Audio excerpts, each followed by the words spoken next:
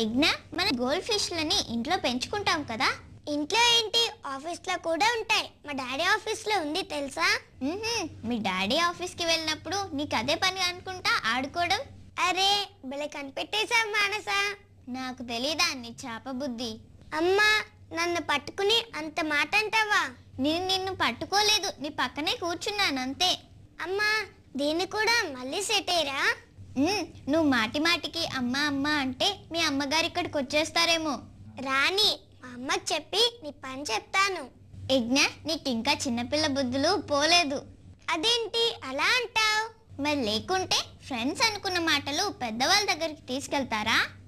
కరెక్టే, మనము అనుకున్న మాటలు పెద్దవాళ్ళకి చెప్పకూడదు కదా. ఇప్పుడు గుర్తొచ్చిందా నీ చేప మైండ్కి? సర్లే కానీ చేపలూసు ఇంతకీ ఎందుకు ఎత్తావు? ఎందుకంటే ఇంట్లో చాలా మంది గోల్డ్ ఫిష్ ని పెంచుకుంటారు కదా, వాళ్ళు వాటిని జా అని పిలుస్తారు. ఏంటి జో అని పిలుస్తారా? అదే కదా నేను చెప్పాను, మళ్ళీ రిపీట్ చేస్తావేంటి? కార్టూన్ చూడు.